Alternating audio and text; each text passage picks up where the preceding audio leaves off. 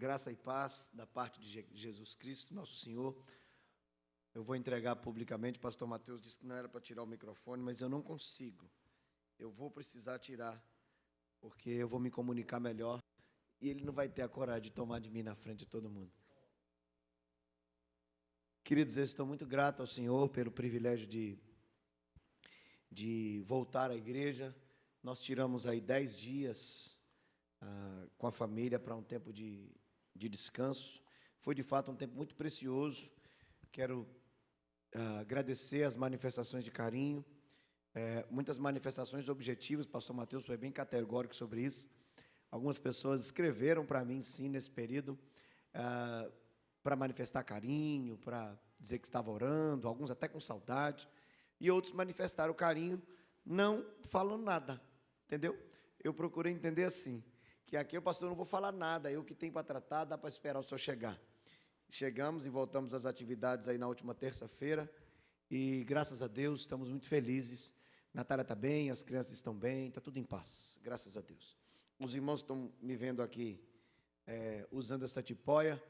Eu vinha tendo o privilégio de aprender com a moçada da igreja a jogar futebol americano, que eu sempre admirei o jogo. Tem alguns que estão jogando, que estão aqui. Quero deixar claro, como alguns me criticaram, dizendo que eu estou assim por causa da idade, que eu já estou velho, querendo acompanhar os meninos, mas não foi. Já me disseram, pastor, vai jogar peteca, vai jogar vôlei. Aí o último que escreveu, pastor, vai jogar bingo. Peraí. Mas assim, foi um acidente.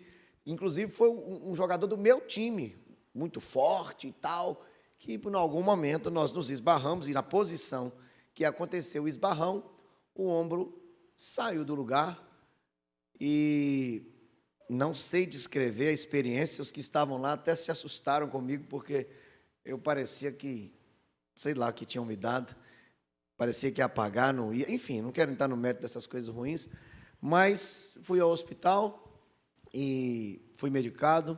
Os primeiros exames foram feitos, mas eu ainda não consigo diagnosticar a seriedade da lesão, porque eu terei que fazer uma ressonância. Pretendo fazer amanhã, embora eu não sei se, em função do feriado, algum laboratório estará funcionando. Mas estou bem, graças a Deus. Não posso dizer a mesma coisa aqui do ombro, mas eu louvo a Deus pelo privilégio de estar aprendendo com os meninos. Natália disse assim, você sabe o que me deixa mais braba? Eu disse, o quê? É porque depois que você melhorar, você vai voltar. Eu disse, olha, eu não tinha falado isso, mas eu já deixei para os meninos no grupo, olha, quando eu melhorar, me aguarde. Mas louvado seja Deus por poder estar aqui, ainda aqui com essa dificuldade. É um privilégio para mim poder compartilhar a palavra do Senhor, e faço isso com muita alegria, me sinto honrado por isso, e peço aos irmãos que abram a Bíblia no Evangelho de João, no capítulo 3.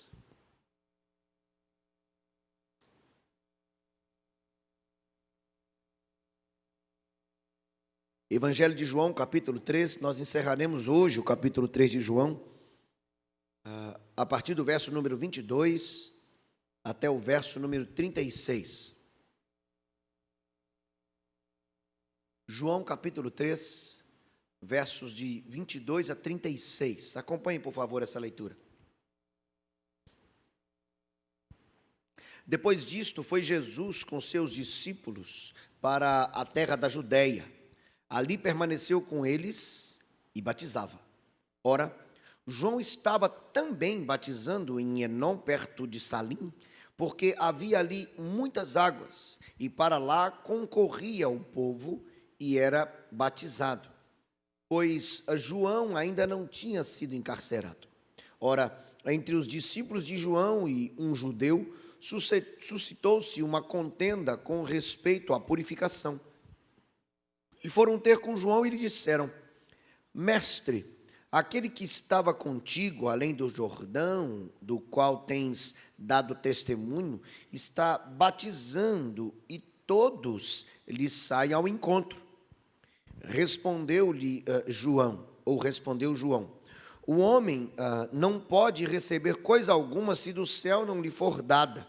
Vós mesmos sois testemunhas do que vos disse, eu não sou Cristo, mas fui enviado como seu precursor. O que tem a noiva é o noivo. O amigo do noivo que está presente e ouve, muito se regozija por causa da voz do noivo, pois esta alegria já se cumpriu em mim. Verso 30 juntos. Convém que ele cresça e que eu diminua. Quem vem das alturas certamente está acima de todos. Quem vem da terra é terreno e fala da terra. Quem veio do céu está acima de todos. E testificam o que tem visto e ouvido. Contudo, ninguém aceita o seu testemunho. Quem todavia lhe aceita o testemunho, por sua vez, certifica que Deus é verdadeiro. Pois o enviado de Deus fala as palavras dele, porque Deus não dá o Espírito por medida. O Pai ama o Filho e todas as coisas tem confiado às suas mãos. Por isso, quem crê no Filho tem a vida eterna. O que todavia se mantém rebelde contra o Filho não verá vida, mas sobre ele permanece a ira de Deus. Louvado seja o Senhor por sua palavra e pelo privilégio de podermos abrir a Bíblia assim livremente e podemos estudá-la e aprender sobre o nosso Deus. Que o Senhor mesmo nos ajude nesta manhã a compreendermos aquilo que Ele tem para ministrar aos nossos corações. Lá em casa, nós temos, assim, cada família tem a sua dinâmica, né, em relação aos filhos. E lá em casa, Natália que fez, eu tenho que dar a honra a ela, porque foi ela que fez mesmo, uma programação, assim, desde o início da pandemia, sobre tudo que aconteceria no dia. Fez um cartazinho bonitinho, com os desenhinhos, acordar tantas horas, café, escovar os dentes, ler a Bíblia, ir almoço, ir brincar, aquele negócio todo até o final do dia. E um dos horários mais esperados pelas crianças é o das 18 horas, que é o horário que elas podem assistir TV, para assistir os desenhinhos deles. E são 3, então você já viu como é que é, né? O meu primeiro, que esse é Theo. Aí Natália disse para eu cheguei lá, ele estava, papai, cavaleiro primeiro, papai. Como é isso? Aí Natália dizendo para ele, não, as damas primeiro. Eu falei, é assim, é menino? Aí disse, não, papai, as damas primeiro. Mas normalmente ele quer ser o primeiro. Por que eu estou dizendo isso? Porque desde muito cedo nós buscamos o foco. Desde muito cedo nós queremos que nós sejamos reconhecidos, vistos. Desde muito cedo nós aprendemos, por causa do pecado que habita em nós, nós aprendemos e requeremos que a centralidade esteja em nós. Nós buscamos isso de forma até natural, porque entendemos que é necessário que sejamos percebidos e identificados. É claro que isso não começou com a gente, muito menos com os meus filhos. Isso começou lá no Éden. Porque a Bíblia registra que o homem já buscou desde aqueles primeiros momentos com Deus, já buscou o seu reconhecimento. Adão e Eva, tendo desobedecido o Senhor, o fizeram com o intuito e com a busca em seus corações de serem como Deus, ou de serem deuses, ou de serem vistos, terem os seus nomes destacados mais do que aquilo que já fora definido pelo próprio Deus. Sabemos que a desgraça disso é que o pecado então passou a nos dominar. Nós nos lembramos muito bem de um outro episódio das Escrituras, em que os homens olhando para si, olhando para o anseio, a busca de seus corações, disseram assim, vamos fazer uma torre bem alta para fazer célebre os nossos nomes. E também sabemos que isso não prestou. Se nós continuarmos a caminhar pela história bíblica, nós veremos muitos outros exemplos de homens e de mulheres, de pessoas que tentaram fazer com que seus nomes assumissem um patamar e um lugar que não eram seus e que não poderiam ser, e os resultados disso foram catastróficos. Se nós trouxermos isso para a vida nos nossos dias, também identificaremos com muita facilidade pessoas que fizeram e fazem de tudo para verem os seus nomes em destaques, dentre aqueles que são mais reconhecidos, ou seguidos, ou assistidos, ou acompanhados. Vemos ensinamentos de filósofos, de profissionais da saúde mental, daqueles que estudam a mente humana, traçando o curso da vida e sempre o definindo prioritariamente com o homem no centro de todas as coisas. E o ensinamento que recebemos, ou que muitos recebem, quando inclusive buscam ajuda para as questões que lhes machucam a alma, a centralidade está sempre na gente. Porque nós temos direito de ser felizes, porque nós devemos buscar o melhor, porque, inclusive, Deus quer que nós tenhamos o melhor. É assim que nós vivemos, sempre querendo e buscando que nós estejamos em destaque. Nesta porção que lemos do Evangelho de João, no capítulo 3, somos desafiados a repensar sobre isso. Quero lembrar os irmãos sobre o propósito primário, central da lavratura das palavras registradas pelo evangelista João. O episódio é o anúncio de Jesus Cristo como o Filho de Deus, como a única fonte suficiente para mudar a nossa condição e de nos proporcionar vida. João escreve para que olhemos para o Cristo e tenhamos esperança nele, esperança de vida abundante aqui e eterna com Deus, por causa do Cristo. Nós vimos mensagens extremamente edificantes ao longo das partes anteriores, do capítulo 1, capítulo 2 e parte do capítulo número 3. E vimos o Cristo, então, iniciando o seu ministério de forma extraordinária, depois do registro do primeiro capítulo e do segundo capítulo sobre quem ele é e da sua ação na história. Nós vimos aí no início do capítulo número 2, quando Cristo transforma a água em vinho, e então as pessoas começam a identificá-lo, seus discípulos inclusive, a identificá-lo ou a serem confrontados com a verdade de que ele era de fato o Filho de Deus. Quando nós chegamos no capítulo 3, vimos o encontro de Jesus com Nicodemos, ou de Nicodemos com Jesus, uma vez que Nicodemos foi procurá-lo. E vimos o Cristo também confrontando ele, um homem de respeito, de nome grande, e que foi procurar Jesus às escondidas, à noite, para tratar daquilo que lhe angustiava o peito, que incomodava, o vazio que lhe perturbava a alma, por ainda não ter sido ele alcançado a graça de Deus. E aquele homem tão culto, tão douto, viu-se constrangido ante a sabedoria e as palavras do Cristo, quando o questionou sobre coisas que o próprio Cristo diz serem simples, mas que Nicodemos não conseguia compreender. E então, o discurso e o ensino das Escrituras acerca das verdades do reino de Deus confrontam aquele homem, mas também a nós. E o grande destaque até então está nos versos que foram pregados no último domingo, quando a Bíblia registra o grande amor, ou a manifestação do amor de Deus, em ter Cristo vindo para morrer na cruz e proporcionar vida a todos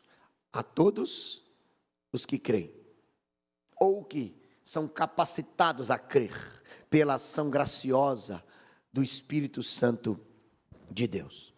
E a vida segue, a vida tem que seguir. E nós, quando chegamos nesta parte do texto que foi lida inicialmente, nós temos um novo cenário construído diante dos nossos olhos. Percebam os versículos de 22 a 26, o que acontece em João capítulo 3. A partir do verso 22 a 26, nós temos um cenário construído que é o seguinte: O texto diz que João e Jesus estavam geograficamente próximos um do outro. E não apenas João e Jesus, mas os discípulos de um e de outro. E o registro das Escrituras é que João estava batizando e que Jesus, aspas, os discípulos de Jesus também estavam batizando. E olha só que coisa interessante, volte os olhos aí para o texto sagrado, por favor, e você vai ver que algo chama a atenção. Verso 25 diz o quê? Ora,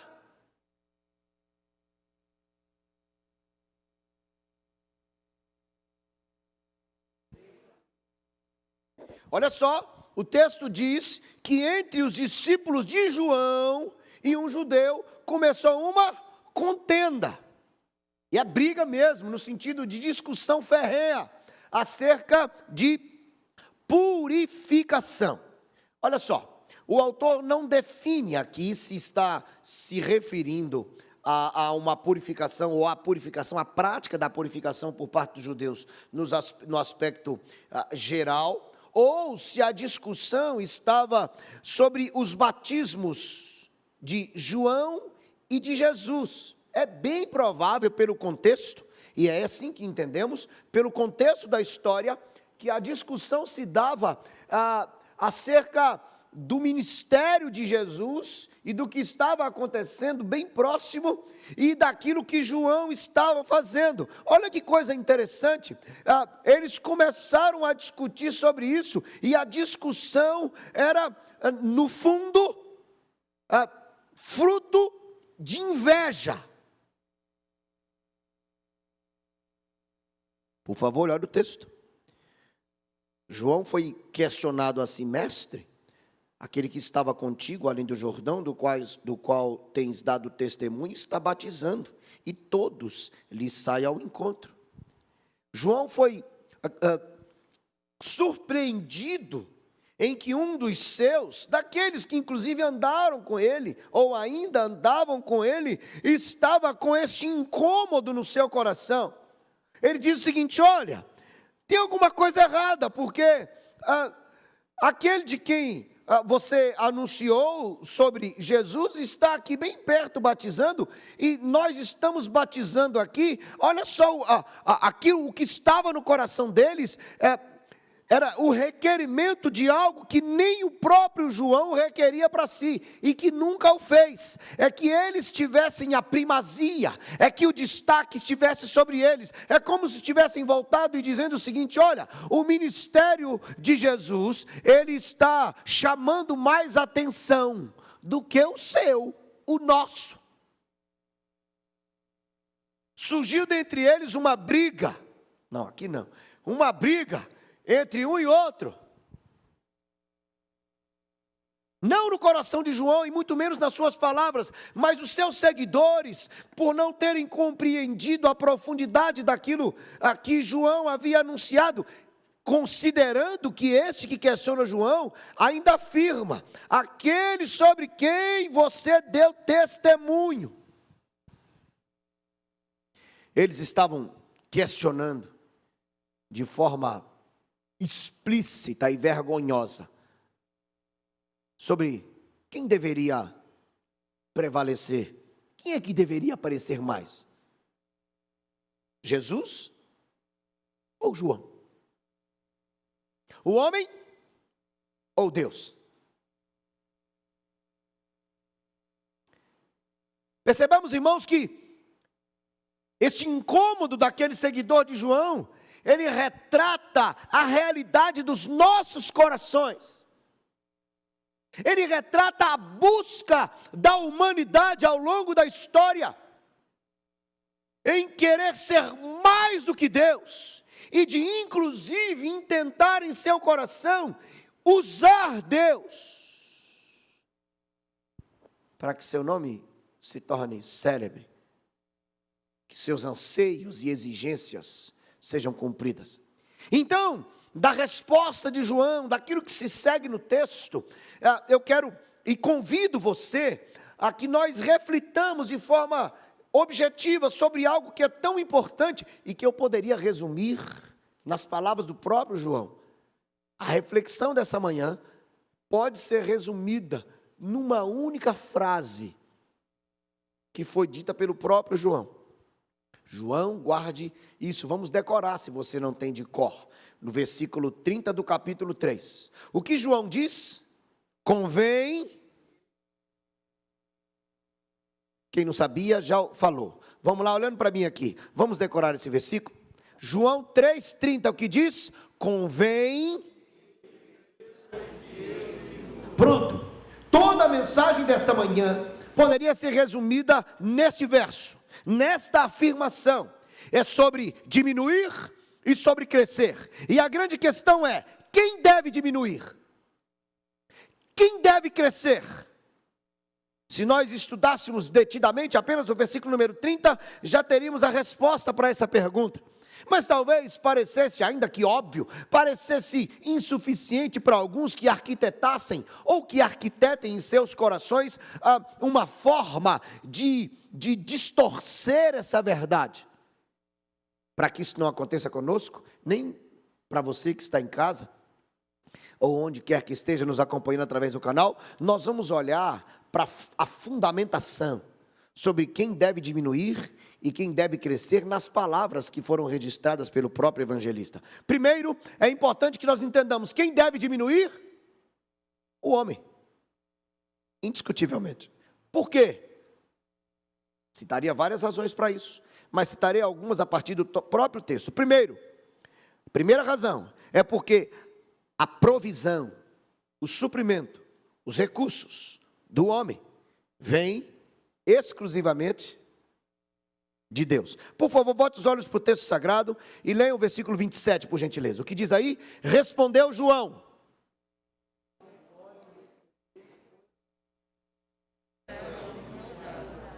Presta atenção, por favor.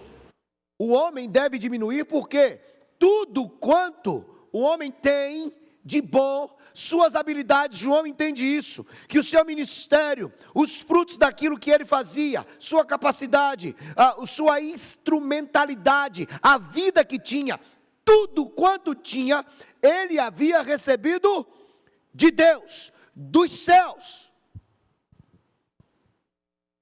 Percebam que quando nós passamos a encarar essa realidade, João fez isso, nós começamos a ser levados a uma reflexão que não nos faz bem, que nos incomoda, mas que é verdade. Se existe alguma habilidade no homem, se existe alguma capacitação, inclusive de ser usado para glória de Deus, isso só existe porque do céu lhe foi dado. João Calvino, a esse respeito, me permitam ler suas palavras, poucas palavras aqui neste episódio, diz assim, uma aplicação a João, presta atenção, como asseverar que não estava em seu poder, nem no deles, dos discípulos, de fazê-lo grande, porque a medida de todos nós é sermos aquilo que Deus pretende que sejamos. Entendeu, não? O que o reformador comenta acerca desse texto é que a medida, nós temos que chegar a ser aquilo que Deus determinou que devemos ser. E João então diz o seguinte, olha, vocês não entenderam nada, ninguém tem nada de bom se não recebeu do alto, a provisão vem do Senhor. Como se não bastasse, João diz, eu tenho que diminuir porque a minha identidade é humana. Versículo 28, olhe para o texto, por favor. E agora leia. Vós mesmos...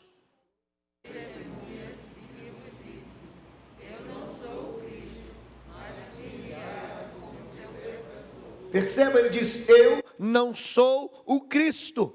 O evangelista registra sobre João da seguinte maneira, houve um homem enviado por Deus, cujo nome era João. Percebam que existem dois destaques nesse texto, sua relevância. Qual é a importância de João? Enviado por Deus. Qual é a sua insignificância? Houve um homem. João diz o seguinte: olha, eu não sou o Cristo, eu não sou aquele que deve ser visto, focado, adorado. Ele chegou a dizer que ele não era digno de desatar-lhe as sandálias. João lembra aos seus discípulos que ele, como consequência, eles também deveriam diminuir, porque ele era como os seus que ali estavam, humanos, exclusivamente humanos. Entendam, isso não significa que não tem valor.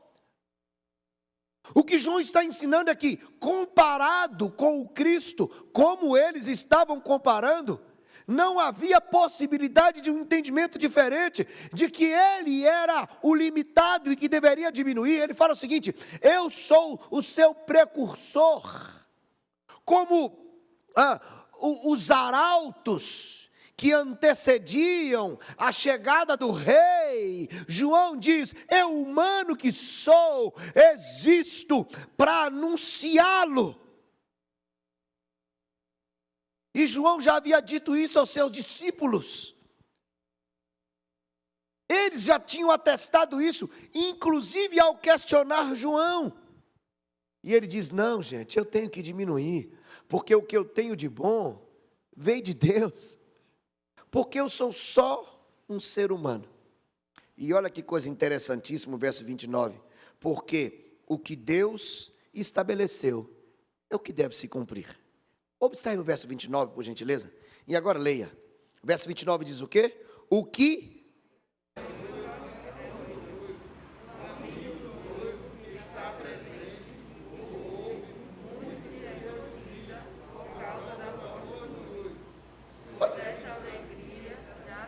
Isso. Olha só, ele diz: o que tem a noiva é o noivo. Nós temos aqui, quem está noivo aqui? Arthur e Nicole. Tem mais alguém que está noivo aqui, não? Mateus e Alana, não é isso? Obrigado. Eu sabia, viu, Alana? É só para eu não... para falar que foi o pastor Mateus que me ajudou. Então aí os dois noivos, presta atenção. Você tem um amigo muito chegado, Arthur? Tem? Você também tem, Mateus? Certamente. Pensa nesse amigo. Pensa que esse amigo chegue lá no seu casamento, na preparação do seu casamento, e pegue a sua noiva e saia com ela para a noite de núpcias. O que vocês acham da ideia? Sai fora, meu irmão. Isso não é de Deus, não.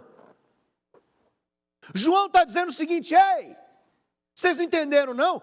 Ele usa a metáfora do casamento, de um casamento perfeito aqui, ele está dizendo. E ele fala da noiva. Sabe quem é a noiva? Vocês sabem quem é a noiva, é a igreja. Ele diz o seguinte: o noivo é ele, é o Cristo. Eu não sou o noivo, eu sou amigo do noivo. Ele está dizendo que a relação que Deus estabeleceu com a sua igreja, a noiva, é com o noivo, o Cristo, e que ele não era, portanto, ele não tinha direito de desfrutar da aliança com a noiva, porque ele não era o noivo.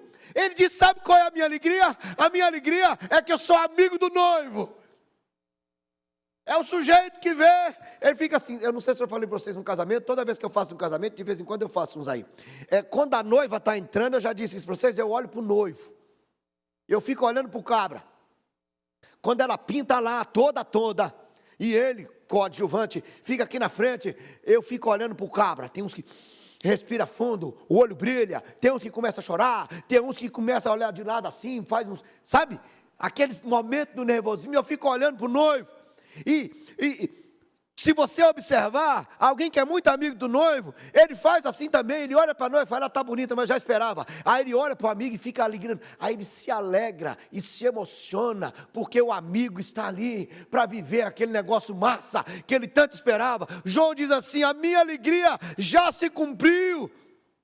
Ele fala: eu já estou feliz, porque eu vim anunciar aquele que viria, para viver a nova aliança que Deus havia estabelecido. João fez parte e presenciou a transição da antiga aliança para a nova aliança. João diz o seguinte: eu tenho que diminuir, porque quem tem que ser visto é o noivo. Ele usa essa figura para chamar a atenção daqueles que ali estavam, para que eles compreendessem que ele, João, era o precursor, era quem Deus havia levantado e enviado para anunciar aquele que haveria de vir. João desfrutou desse privilégio e que ao ver o Cristo, apontar para o Cristo, inclusive ao batizar o Cristo, dos céus veio a confirmação: este é o meu Filho amado, em quem me comprazo. João disse assim: eu tenho que diminuir. Meu irmão, minha irmã, nós temos que diminuir. Se nós temos que diminuir, alguém tem que crescer. Se eu tenho que diminuir, pastor Mateus tem que crescer, não é verdade? Ele fez assim, mas vocês não viram por baixo da máscara, ele fez não. João, os discípulos de João estavam comparando, contrastando o ministério de Jesus com o de João, o nome de Jesus com o de João, desejando que o humano em João recebesse o destaque, uma vez que seus corações estavam tomados pela inveja. Mas João ensina para ele: eu preciso diminuir, porque quem tem que crescer é o Cristo. Bote os olhos para o texto, por favor, versículo 31. O que diz o versículo 31 aí na sua Bíblia? Quem?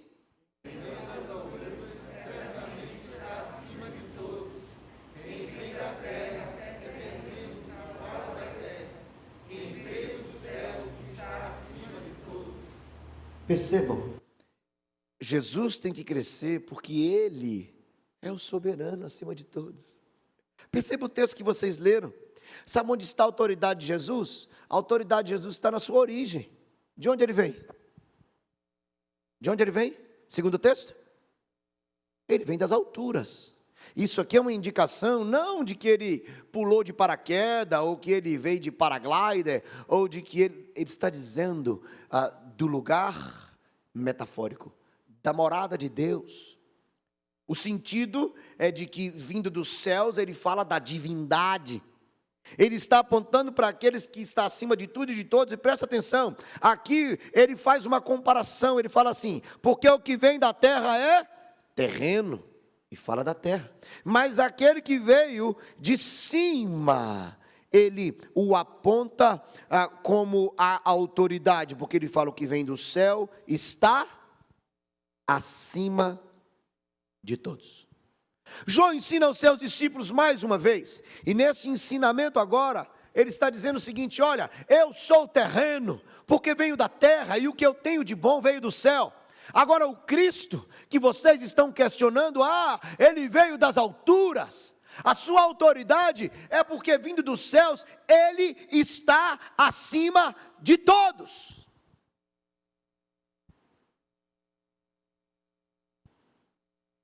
Ele está acima de todos, ele aponta a sua soberania, como se não bastasse, o Cristo tem que crescer pela sua soberania, mas também porque ele, o Cristo, é quem testifica a verdade. Olha aí para o texto, eu queria que vocês lessem agora o 32, o 33 e o 34, falando sobre o que vem das alturas, o que ele diz: e testifica.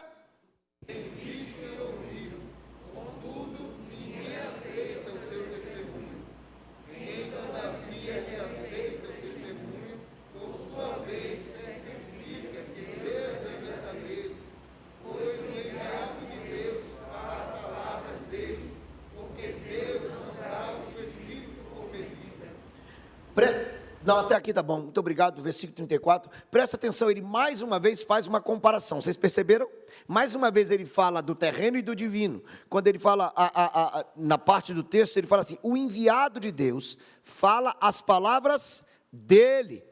Percebam que João, ele está falando sobre a sua condição, a sua realidade, do precursor, do anunciador daquele que viria e que veio, e que ele, João, limitava-se a falar sobre aquele que viria, e que aquele que viria dos céus é quem traria consigo a verdade, capaz de mudar a vida do homem, porque testifica com autoridade por ser ele a própria verdade, e é em que, ele diz no texto, aquele que experimenta dele, deixa eu ser fiel aqui às palavras, Quem todavia lhe aceita o testemunho, quem recebe as palavras daquele que veio do alto, faz o que, segundo o texto? Certifica que Deus é verdadeiro.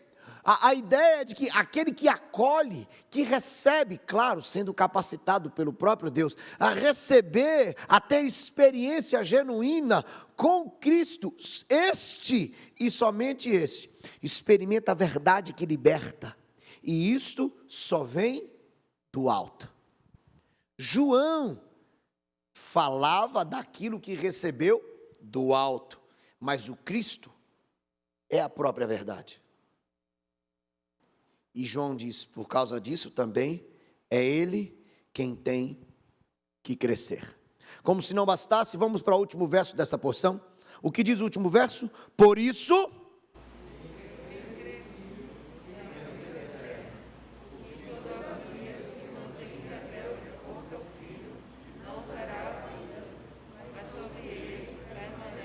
Sabe por que é Ele quem tem que crescer?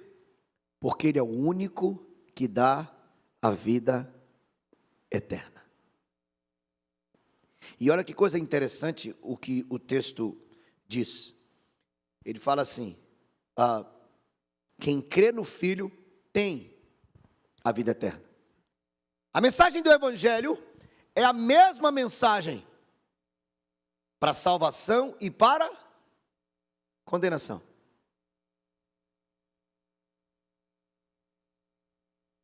Talvez seja estranho para você, eu tenho um amigo que insiste em falar assim, que quando nós pregamos o Evangelho, nós normalmente dizemos que pregamos o Evangelho para salvar pessoas, não é verdade? E é isso que nós queremos, que pessoas sejam salvas por causa do Evangelho. Mas eu preciso te dizer que quando nós pregamos o Evangelho, nós pregamos salvação, mas também condenação. Porque João diz o seguinte, só Ele tem a vida eterna para conceder. Quem crê nele tem a vida eterna. Mas quem não crê, olha que expressão curiosa e extremamente forte. Ele diz aqui, sobre ele permanece a ira de Deus. Não é que vai recair, porque uma vez que o pecado entrar na nossa história, nós nos tornamos filhos da ira, filhos do diabo, inimigos de Deus. Sobre nós foi posta a ira de Deus.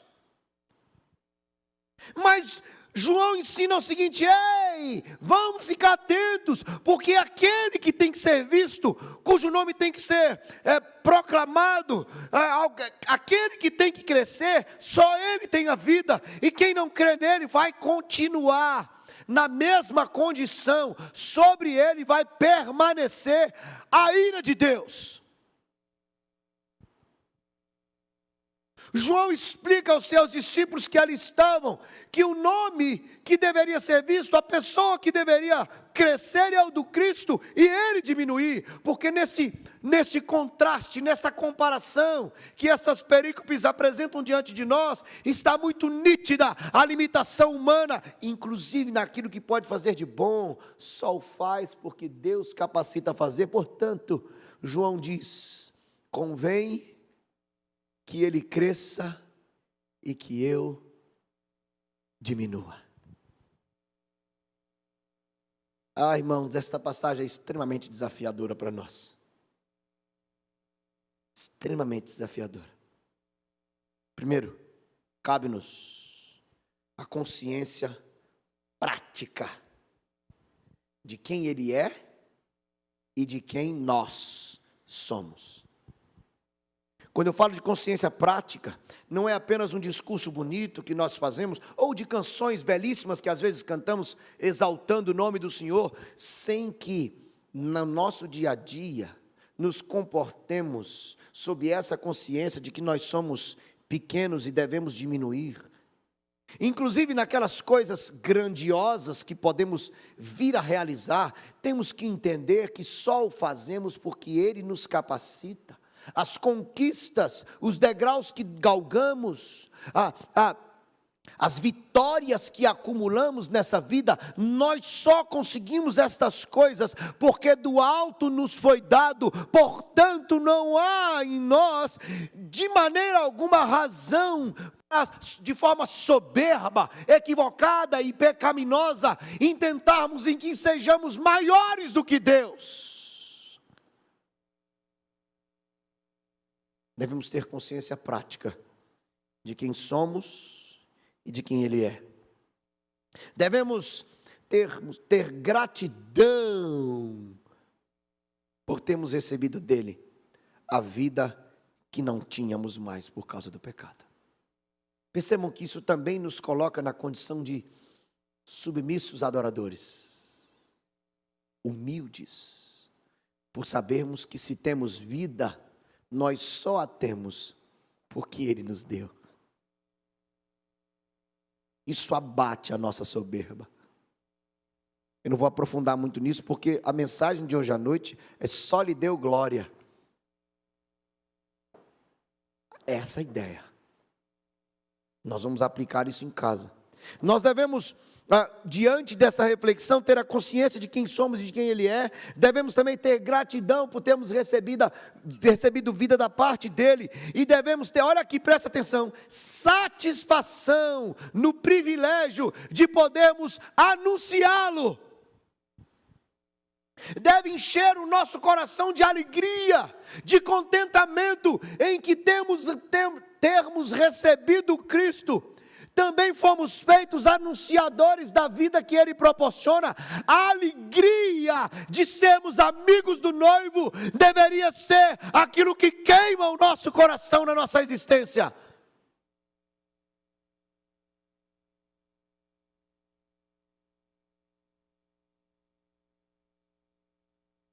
Devemos nos regozijar em não apenas recebemos vida, mas Ele nos fez anunciadores da vida do Cristo. E por fim, devemos viver e buscar constantemente que Ele cresça e que nós diminuamos.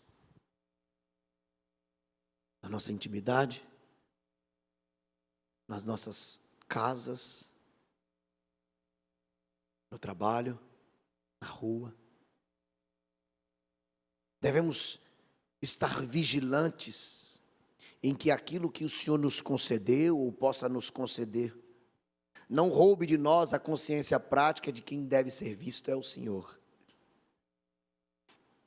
Nós gostamos dos aplausos, nós gostamos do tapinha nas costas, nós gostamos do olhar invejoso das pessoas quando percebem que nós alcançamos e eles não.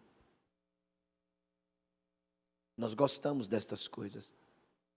Mas quem tem o Cristo, absolutamente precisa lutar contra isso.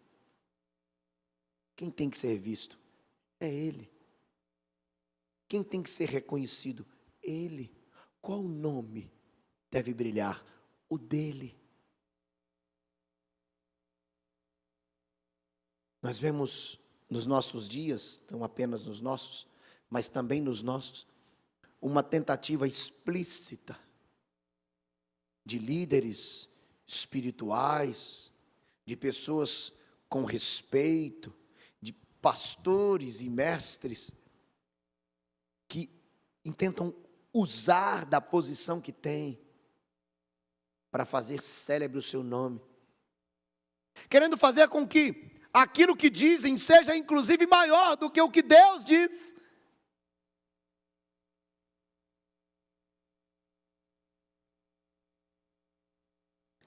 É absurdo de em alguns casos dizerem que a Bíblia está desatualizada.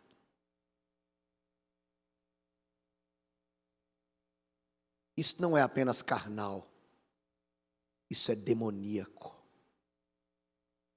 Não estou fazendo julgamento de pessoas, eu estou falando do nosso comportamento humano. Que às vezes, se não falarmos de um ícone conhecido por muitos, e aqueles anônimos, que não são conhecidos, não têm os milhares de seguidores que hoje parecem ser obrigatórios para uma vida de satisfação social, e os anônimos, que semelhantemente tentam fazer-se maiores que os outros. Nesta manhã, para a vida, o Senhor nos desafia a lembrarmos e a vivermos a verdade de que convém que Ele cresça e que eu diminua. A glória é dele, porque Ele é Deus. Que o Senhor nos ajude a aplicarmos cada vez mais isso na nossa história, e que o nome do Cristo seja glorificado em nós, para todo sempre. Amém. Vamos orar? Gostaria que você